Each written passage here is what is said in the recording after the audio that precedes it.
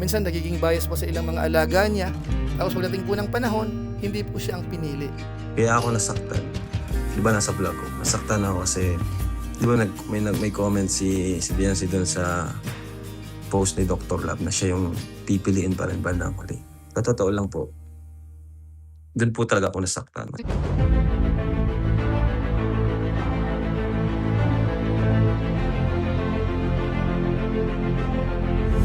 Ayun, shoutout guys. Muli po, welcome to my YouTube channel. Ito po si Kuya July, ang inyong katugang, ang inyong kalingap na muling buwabati po sa inyo ng magandang araw, magandang gabi. Saang panig man po tayo ng mundo naroon at sa araw na ito, panibagong vlog po tayo. At ang i-highlight mo natin dito ay yung pahayag po ni Kalingap Rab dahil nga po sila po ay nakauwi na po sa Pilipinas at siya po ay naglabas po ng sama ng loob.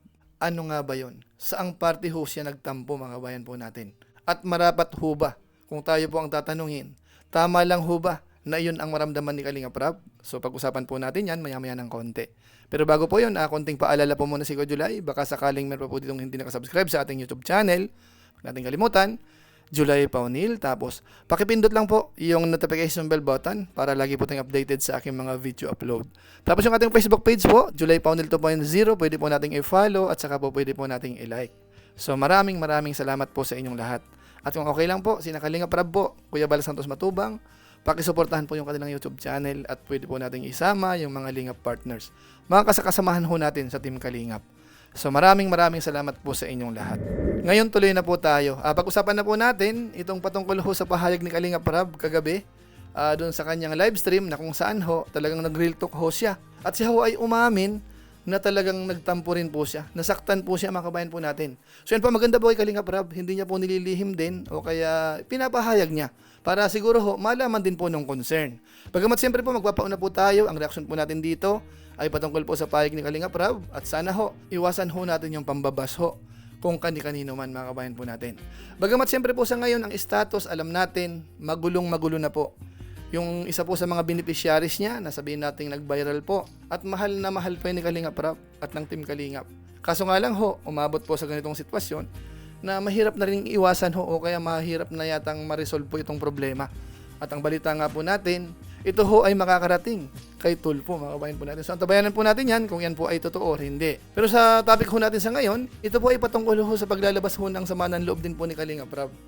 Gawa nga ho ng nung nasa ibang bansa sila, marami siyang nababalitaan din po patungkol po dito at meron siyang analysis saan nga ba nagkaroon ng problema. Pero ang highlight mo natin dito ay yung komento na binabanggit po ni Kalingap Rab. Ano nga ba yung komento na yon? Siguro ho, uunahan ko na po kayo. Yung tinutukoy po ni Kalingap Rab na komento, ito po yung nilalaman. Doc, sorry po. Alam kong gusto nyo lang po nila mama at papa magkaroon ng katarungan sa lahat ng nangyari sa akin at sa pambabalahura nila. Pero pinigilan ko po kayo at ngayon nagmukha pa po kayong masama at dahilan kung bakit nagkanda gulo-gulo po.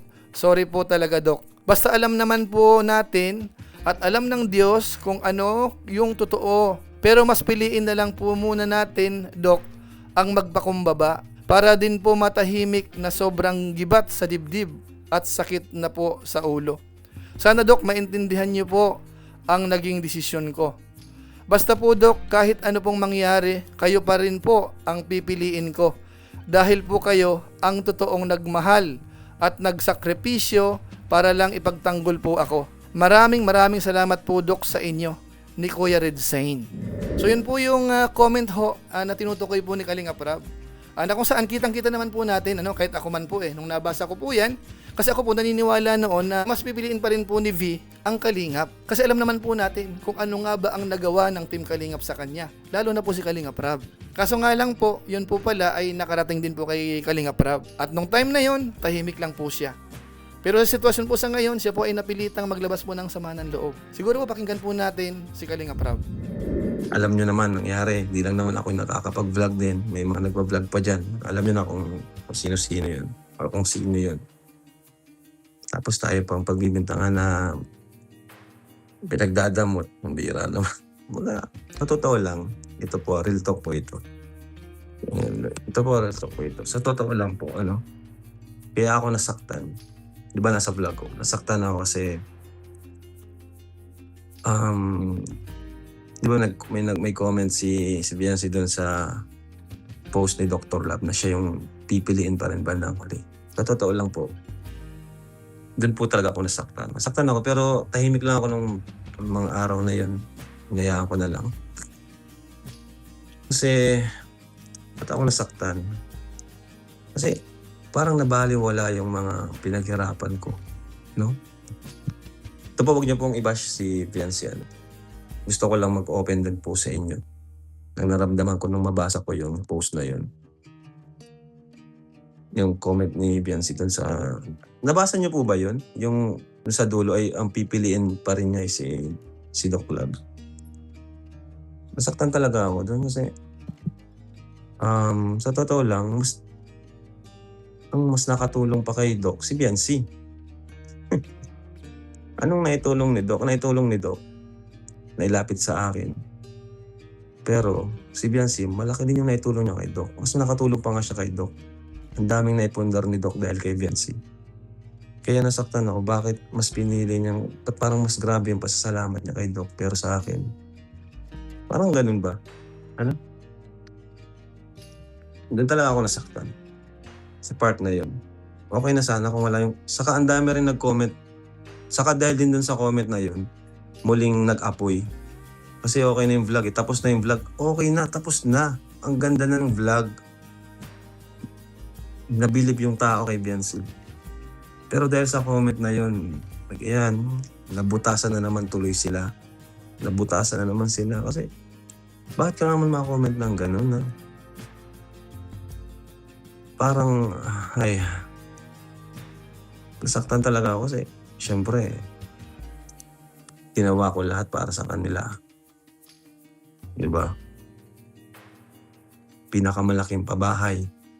Ginawa ko siya ng pinakamalaking pabahay kasi gusto kong ibalik yung mga,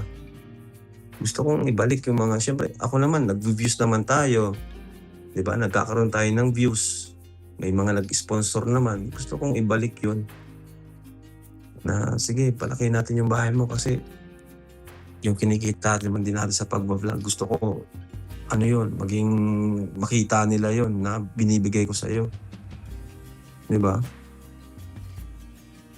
Nilab din, inano ko kay Eds para, kasi that time, wala talaga, walang ano. Sobrang halos siya ata yung pinaka mahina yung views, mahina yung views sa mga Kalingap Angels. Ang pinakasikat nun, si Dara, Carla, Pero guys, huwag niyong i-bash po si Vianci. Gusto ko lang maglabas ng saalongin. Tapos yun, nabasa ko yung comment na yun. After all ng mga effort ko, akala kasi siguro ang dali lang nung ginawa ko na pagpapasikat. Si Edo nga kung tutuusin, pa yun, nagdadalawang isip pa yun kasi siyempre katatapos lang nung kay Erica ba yun? Tama? Pero dahil sa respeto sa akin ni Eds, dahil sa wala siyang pakalam kung mabash man siya, kung ano sabihin sa kanya ng tao, dahil sa kagustuhan niyang tulungan ako, pumayag siya na, sige san, tandem. Kahit tandem, love team. Tapos yun, hanggang sa nag-work, naging successful. Kasi nga that time wala talaga, walang sponsor, yung views, di ganun kalakas. Ganun po ako Kung anong pwedeng makatulong, iniisip ko talaga, iniisipan ko ng paraan. Kaya nag-usap kami ni Insan. Sabi niya, sige Insan, ikaw ang masusunod. Yun lang, masakit lang talaga na after nung nung parang mas grabe yung niya kay Doc. Hindi ko man kasi si Doc naman yung lumapit sa atin. Pero, tanong, anong naitulong ni Doc maliban sa nailapit sa atin?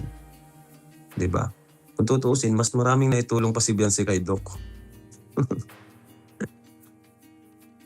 Diba? Yung kay Marian nga, nung pinasa niya sa akin, after nung pabahay, siya na yung nag-vlog diba? Hindi ko na siya doon.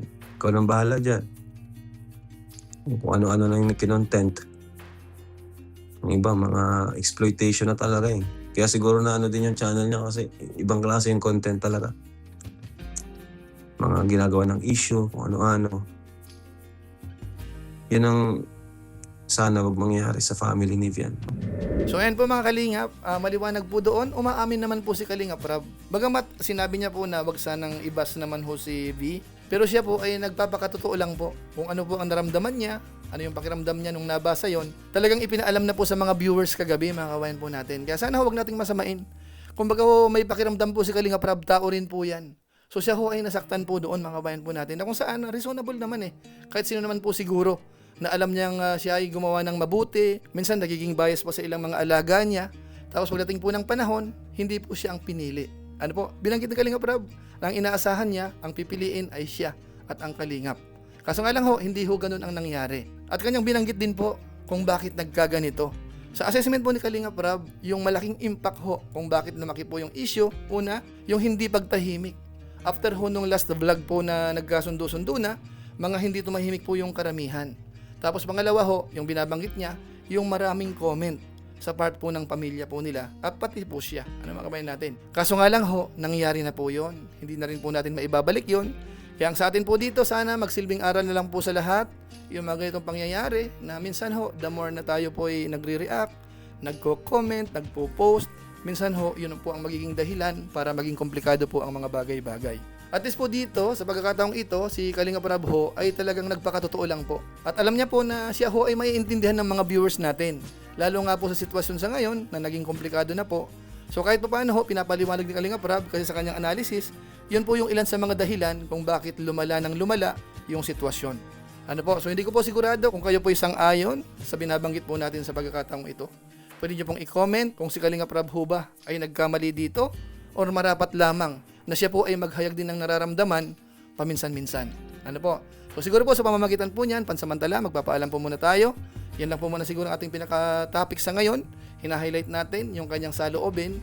Talagang hindi niya nagustuhan po yun, mga kabayan po natin. So maraming salamat po sa inyo. At kung okay lang naman, pwede po nating i-share. So muli, ito po si Kuya Julay, ang inyong katugang, ang inyong kalingap na pansamantalang nagpapaalam po muna.